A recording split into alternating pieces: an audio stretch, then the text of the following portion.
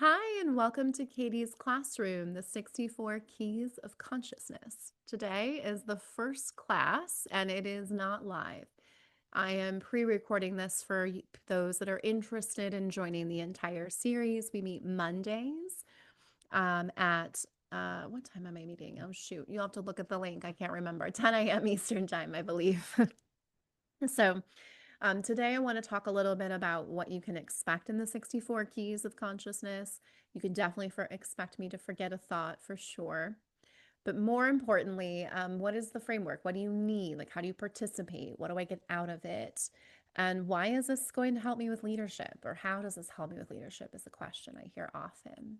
Becoming a leader is synonymous with becoming yourself, and that is my hidden agenda here at Owl Professional Coaching. And Katie's Classroom is here to help give you agency and more autonomy so you can quiet the noise and really understand how to trust yourself again.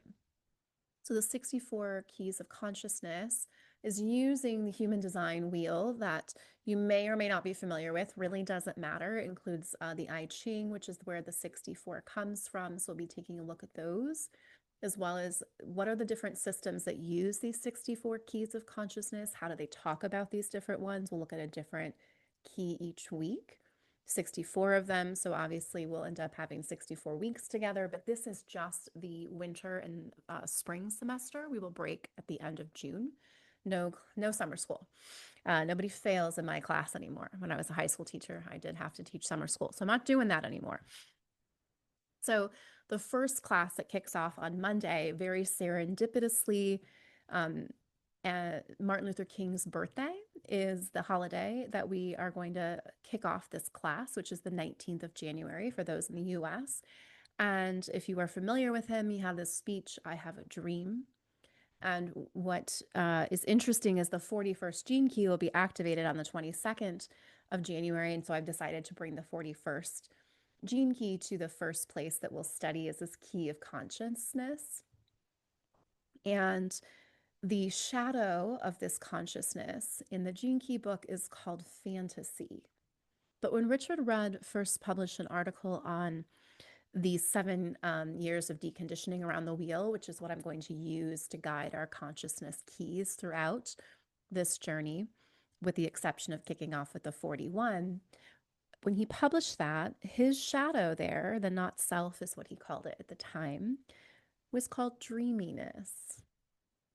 And so in the class, we're going to explore what is the reactive and repressive nature of fantasy or dreaminess.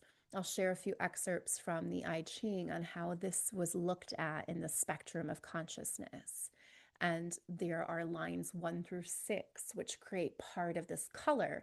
So there's not just a spectrum of consciousness in that it moves through these lower level energies to the higher level, which is anticipation and emanation, as he calls it. But it's also looking at the different ways to experience this energy from a line 1 through 6 perspective from the I Ching, and the Book of Changes is what I'll be using to guide the conversation.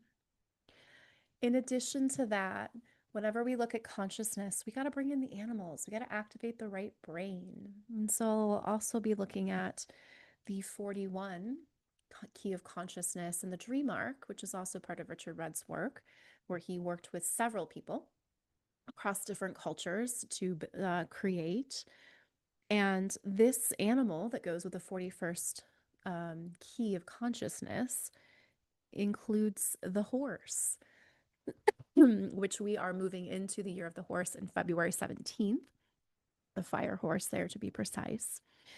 And in addition to that, it includes the 41st is not the horse off the top of my head, is it? No, sorry, the horse is part of the leapers, which is leaping into this new year. This one is the kangaroo. The 41st is the swallow, is the bird, which is like the vision key of consciousness.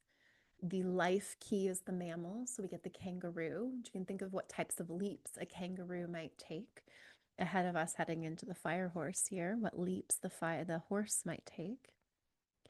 And then the fear key, the underworld, is the eel.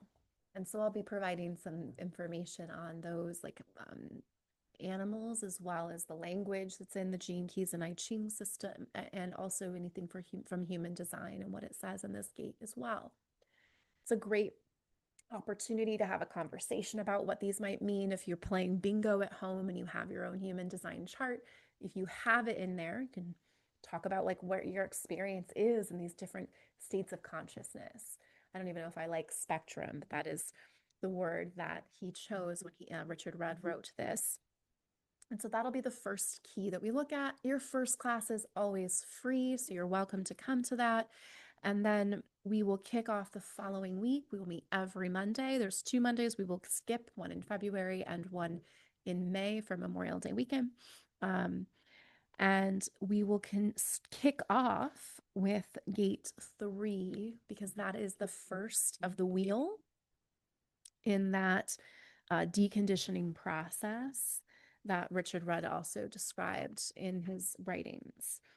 And I'm looking forward to just bringing everybody through that wheel of what it looks like to go like a full around the wheel in human design, and also the different themes in each of these. And so the first theme is disintegration. And part of why I was so drawn to this idea of, I don't think the deconditioning isn't the idea I was drawn to, but this idea that we move through cycles and that we shed and that there are sunsets and then there are new sunrises. And so often as humans, we think that the sunset and sunrise should look the same every single day. And that's just not the case for the universe. So we know it's not the case for our own personal sunsets and sunrises. And when you look at the 7 cycles, I believe this pulls from Carl Jung's work, you see just a natural 7 years that I've lived. When I look at my gene key of, oh yeah, this was a theme in this 7 years. This was a theme here. These were the things that disintegrated. These were the things that I had at the very end. So I think it's an interesting way to explore consciousness in not just in a circular way, because that is what it is. Whenever we think of spectrum, people are always thinking of like a long line versus recognizing it's this circle. And that's that circle of life, so to speak. So if there's any tools that you would want to get for Katie's classroom, I would recommend the Gene Keys book, the big thick blue book. However, I know he's publishing the Sage, which is an updated version with the lines, which would be probably my recommendation if I were to recommend it after it's published, because it will give you the color that I mentioned. But either way, you can come with nothing. Ideally, it's something you write down a few notes, because I always feel like when Katie's doing a lecture, we should write some things down. But that's because I was a high school teacher. You're welcome to turn camera on or off. It will be interactive. I really enjoy hearing after the first class when you go out and you have some homework. I always enjoy hearing like, what was that experience like?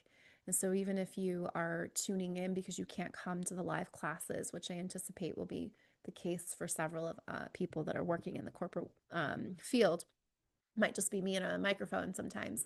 You can go into the group that I have on my webpage. You'll have your own login and you can come in there and you can get the videos, you can have comments and get to know people and have conversations. So just exploring, how do we make space for everyone? How do we make space for those that are caught in fantasy, that are in their reactive stage or their repressive stage?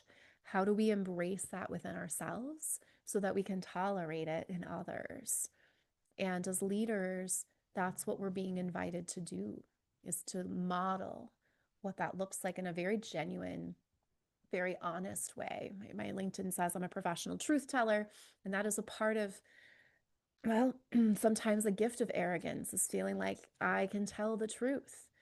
Sometimes we have to pull on these lower level emotions or consciousness as costumes that we wear because the party calls for it, right? You may not dress like a devil every day, but if the theme calls for it, you don't take yourself so seriously. You just wear the costume. And oftentimes, the reason we don't wear the costume of self-confidence is because we have confused it with arrogance. And if you were truly self-confident, you wouldn't mind being called arrogant or even being thought of as arrogant, because that would mean you're a leader and you're not consumed with your own propaganda or that of others. So, thanks for tuning in to the first introduction to the 64 Keys of Consciousness. Looking forward to going on this journey with you. If you join at any time, you're still going to get access to all of those that you've missed. It's the same price to no matter when you join because you're going to get access to everything. And we'll resume after break as well. It's $2.99, gives you access to 64 Keys of Consciousness, 64 weeks with Katie Eads. And again, it will be over a process of time because we don't have 64 weeks in a year and we're taking a few days off here and there. If you have any questions, reach out to me, Katie at owlprofessionalcoaching.com. If you have my number, text me there. I am on WhatsApp. If you don't know my number, you should go to my website because rumor has it you can find it there and reach out to me if you want to sell me something. As always, I've enjoyed sharing my thoughts with you, and I look forward to seeing you in What's Katie Contemplating? The 64 Keys of Consciousness.